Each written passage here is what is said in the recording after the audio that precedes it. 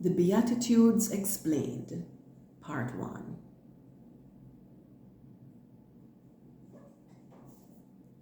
Now, when Jesus saw the crowds, he went up to a mountain.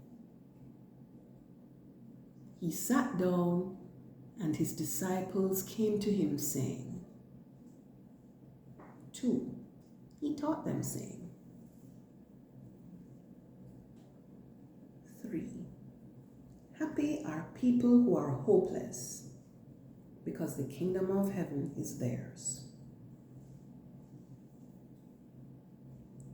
Matthew chapter 5, verse 4. Happy are people who grieve, because they will be made glad. Verse 5. Happy are people who are humble, because they will inherit the earth. Verse 6. Happy are people who are hungry and thirst for righteousness, because they will be fed until they are full. Verse 7. Happy are the people who show mercy, because they will receive mercy. Verse 8. Happy are the people who have pure hearts, because they will see God. Verse 9. Happy are the people who make peace, because they will be called God's children. Verse 10. Happy are people whose lives are harassed because they are righteous, because the kingdom of heaven is theirs. Verse 11. Happy are you when people insult you and harass you and speak all kinds of bad and false things about you, all because of me. Verse 12. Be full of joy and be glad, because you have a great reward in heaven.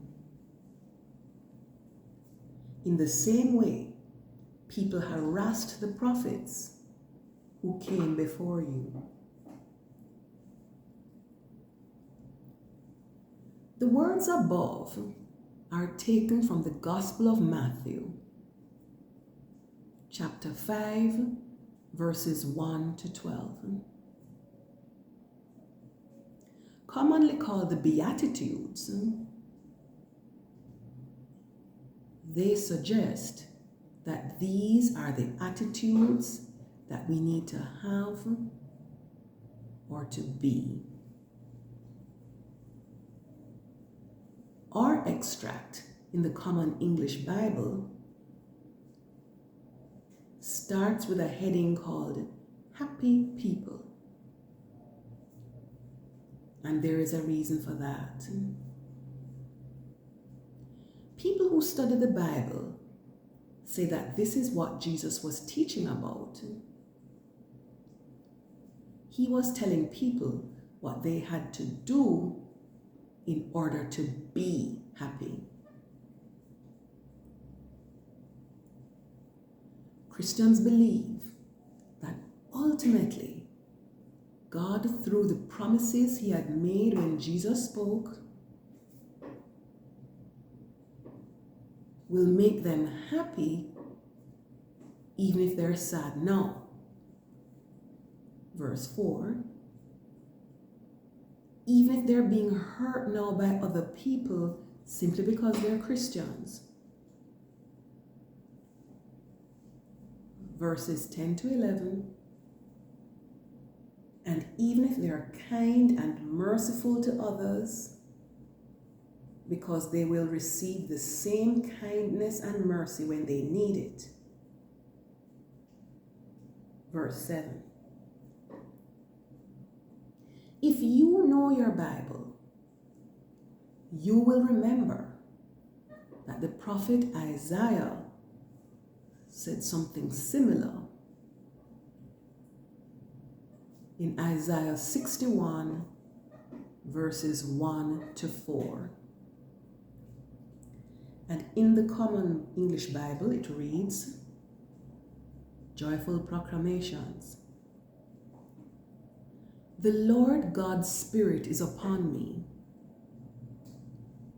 because the Lord has anointed me.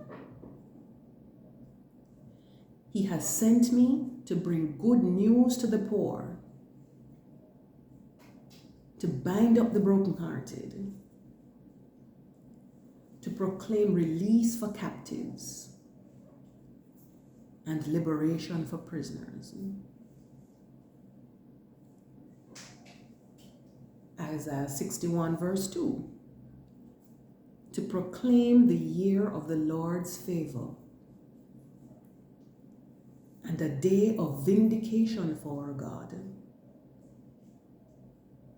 to comfort all who mourn. Verse 3, to provide for Zion's mourners, to give them a crown in place of ashes, oil of joy in place of mourning, a mantle of praise in place of discouragement. They will be called oaks of righteousness, planted by the Lord to glorify himself. Verse 4, they will rebuild the ancient ruins. They will restore formerly deserted places.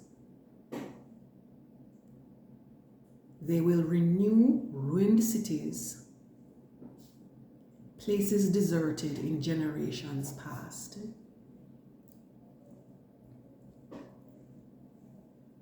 Isaiah was not speaking about himself. He was speaking about the arrival of Jesus 700 years later.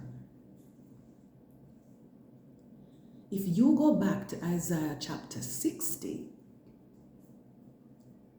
you will see that what he says in chapter 61 is part of a long speech about what is to happen in Jerusalem.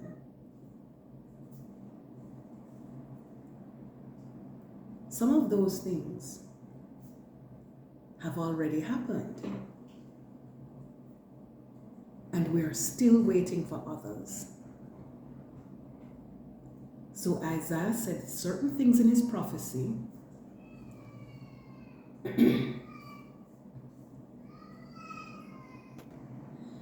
and when Jesus came, so Isaiah said certain things in his prophecy, and when Jesus came, he revealed that he was the person who Isaiah was speaking about. So you may be asking, how can we be sure that Jesus was not just saying that he was the one about whom Isaiah referred? Well, I'm doing an adult Christian education class now, and the teacher said that there are many reasons to believe that Jesus was the person about whom Isaiah and several prophets spoke. She said that this was not the only prophecy that Jesus fulfilled. And if he had just fulfilled 8 of the prophecies, the chance of that would have been 1 in 10 raised to the 17th power. That is the number 1 and 17 zeros behind it. I don't even know what we would call such a number. Yet the people who study the Bible say that Jesus fulfilled 800 prophecies, not just 8. We won't even try to give a name to the chance of that being true. In fact, for a number that large, we're no longer talking about a chance. We are stating a certainty. Jesus Christ is the Son of God, the Messiah, the Lamb who came to save us.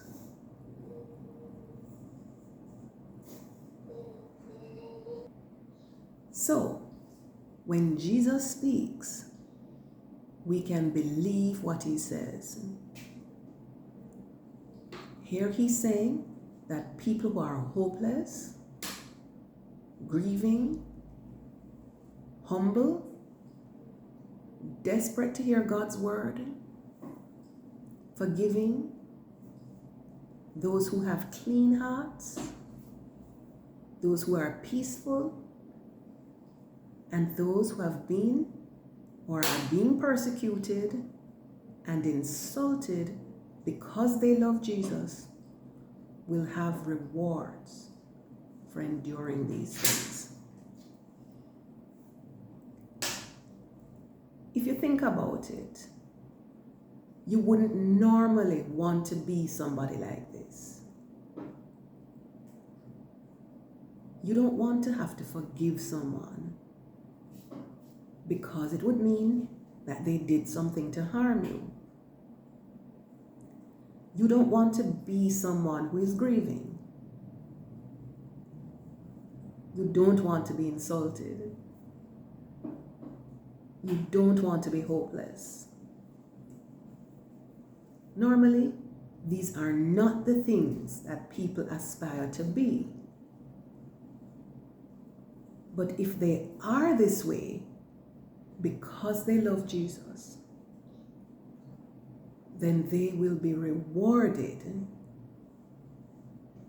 with the peace of mind that comes to those who enter God's kingdom. In part 2 of this series, we will discuss what happens to people